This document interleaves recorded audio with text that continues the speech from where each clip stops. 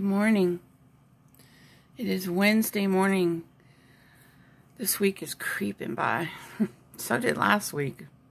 But I think as it gets closer to my time for me to take my break, that happens. I get asked a lot, all the time,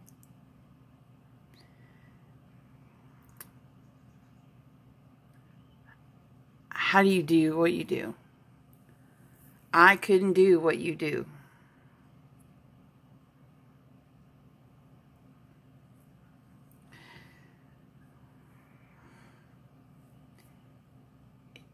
You know, and I wish I had a definitive answer to that.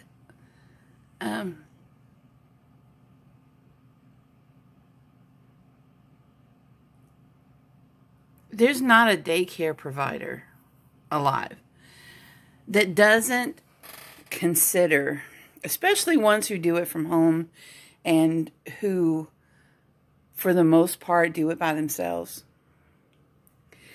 I envy those who are married, not because they're married, but because they have round-the-clock help.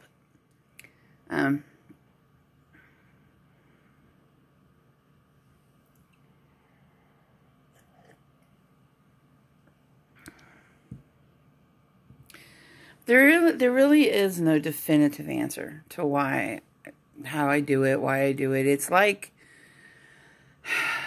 asking somebody, how do you breathe? Why do you breathe?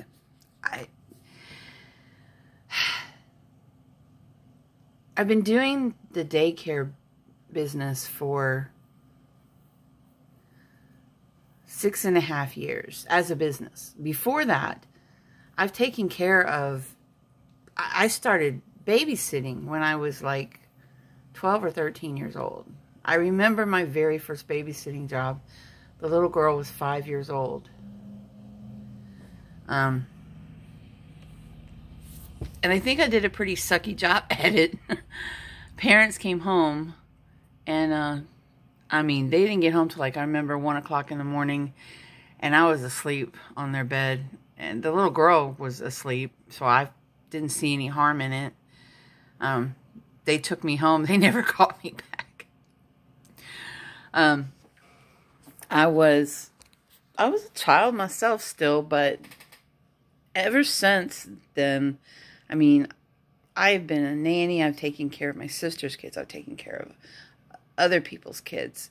I even took care of the children of the Treasurer of Virginia, Eddie Moore Jr., back when he was.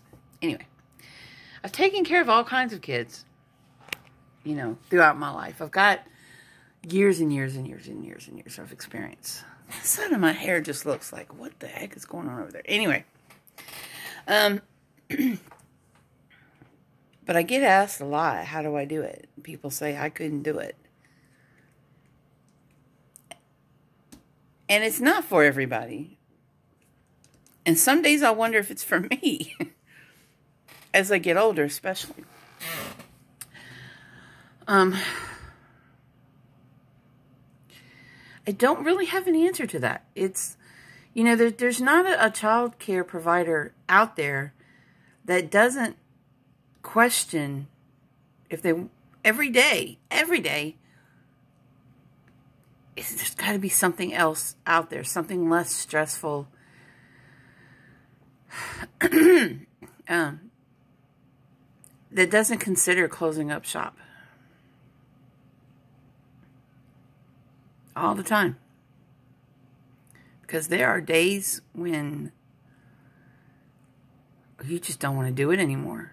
You just flat out don't want to do it anymore because you have some really hard, crazy days where the kids just, something's in the air and nobody is listening, and And too, sometimes you get a certain mix of personalities. Certain kids, when they're here on the same day, they just don't get along. You know, or excuse me, or maybe they haven't had enough sleep or whatever. Things happen, personalities clash, kids fight. And on those days, you're like, why do I do this? Again, there's really no definitive answer to this question. It has to be in you. It just, you know, you'd love to sit there and say, because it's my passion. That's not really a good answer. It's just in you. It's like, why does a baker bake? Why does someone become a chef? When you settle into a career that you know is the path you're supposed to be on, it doesn't feel like you're swimming against the current anymore. That's not to say that it's easy. It's not. And in this career, as you get older, it does become harder. Your body doesn't move as easily or as fast.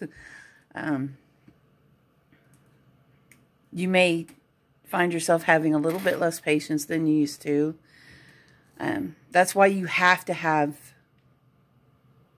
a plan B. You have to have an out, or you have to save for that day when you can close and retire.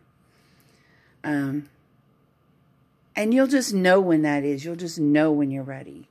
Now, for me, I am in the beginning stages of starting a children's consignment shop, and there are no shortages of those in my area.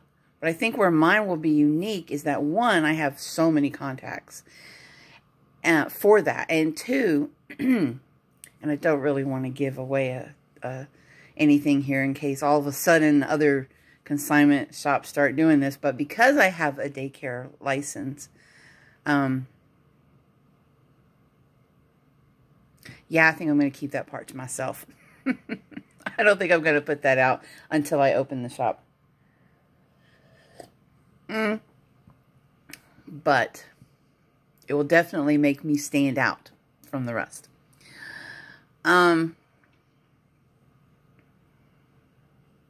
But that will be my plan B, you know,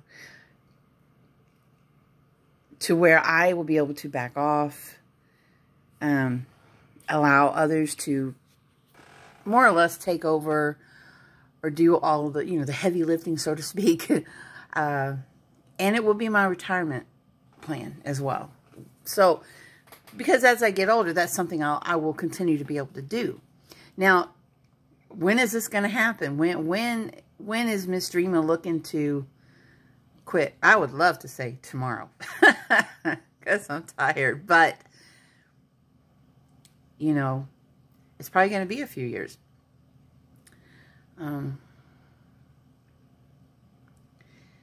So, there just is no straight answer to it. It's something that's got to be in you, you know. Yeah, there are really bad days. There are really bad days.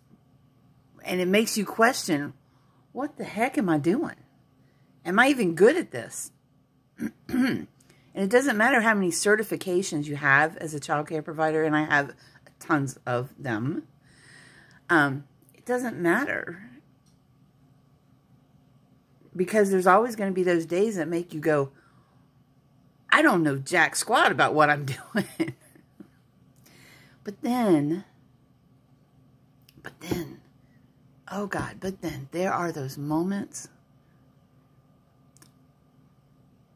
And here's a prime example. This happened yesterday. I've got I've got one child who just for the last 2 days just did everything he could to just get under my skin, right? And irritate me and just make me crazy. And yesterday afternoon, he crawls up to me and he gets behind me and he hugs me around my neck and he kissed my cheek.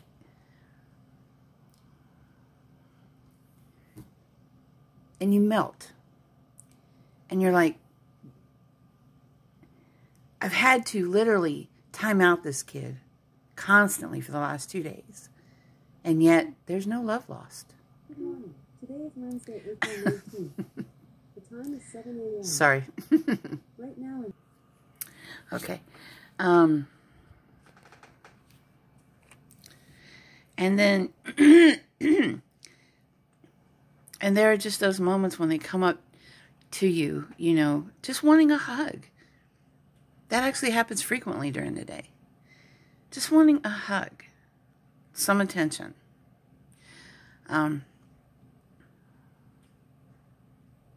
Moments when you get them something new, a new toy or something. And it's like Christmas for them. You know, when you see them learn something new. And sometimes on their own, sometimes by what you're doing. When a parent tells you, my child is saying the alphabet, or my child is counting, or they're saying more words than they used to. Sorry guys, I had to finish this video up at the end of my day. But as I was saying, when parents tell you that their child is doing things at home that they weren't doing before, good things, progressive things, making progress in their learning, and they accredit you for that, then they'll be like, and I know they've got to be learning it at daycare, you know, they'll tell you. It makes you feel very good. It makes you feel better than good. Like, it's all worth it. Okay, what I'm doing does matter. It is getting through to them. They are hearing me.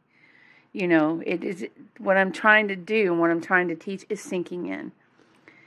And that gives you the encouragement and the fuel that you need to take on the next day. And this is the kind of job that you can't look at it, even though I plan for things weeks in advance, you can't look at it like that, really. You do got to take it day by day because they're long days, very long days. And getting those notes of encouragement, you know, and seeing the milestones the kids are taking, seeing them learning under your instruction, you think some people are like, you know, well, first, before I say that, it does give you the energy you need for the next day.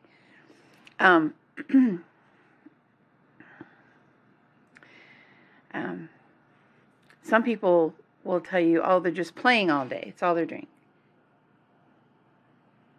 Yeah, most of it is play. Probably 90% of it is play. But they're learning through that playtime. They're playing with blocks. They're learning math. They're learning how to sort. They're learning geometry. They're learning motor skills. Are they jumping around? Are they hanging themselves upside down? The upside down thing is a thing. It's developing their equilibrium, their inner ear stuff, their sense of balance. Are they jumping up and down? They're learning about gravity. As much as I hate when they throw a toy, it's the same thing. They're learning about gravity, distance. This toy is, you know, and I don't encourage throwing the toys, but really, they're learning. And there's just, even when they're playing, they're learning. Some of it's sensory play. You know, sometimes they play with water. Sometimes, you know, sometimes, you know, they get in the dirt outside. That's sensory play. but they're still, it's all learning, you know. Sometimes they watch videos, you know, to learn by. Sometimes we read, you know, but it makes you feel good to know that what you're doing is teaching them. And even, yes, when they argue with each other and fight, I try not to come in between their arguments unless somebody's getting hurt, because they're learning how to resolve conflict. They're learning that they can't just have their way, because it's going to hurt someone else's feelings. And they've got to figure all that out, you know. So it makes me feel good to know that it gives you enough energy to keep doing it, because you know that what you're doing matters. My sister actually told me something that I really had never heard this phrase before. I think she used the phrase caregiver fatigue. It's just, you know, when someone who takes care of others all the time, you know, there's no one taking care of you, and you literally run out. You just run out of oomph. And that's why I take 2 vacations a year, one in the spring and one in the fall, both a week or so long. And during that time, it's all about me. It has to be.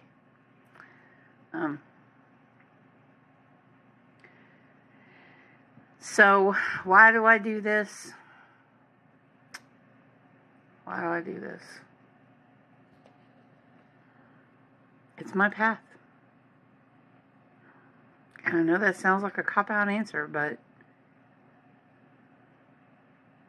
it's the truth. I don't know who I am if I were to be doing anything else.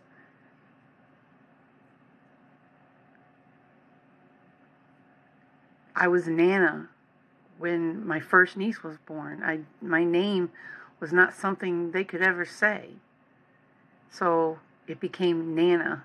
I'm not anybody's grandmother or anybody's mother. But I am called Nana. And that's where Nana's Tots comes from. And each one of these has a piece of my heart, even the ones that aren't here anymore. You pour so much of yourself into them, they can't help but take a piece of you with them. So I do this because it's who I am. Who am I otherwise?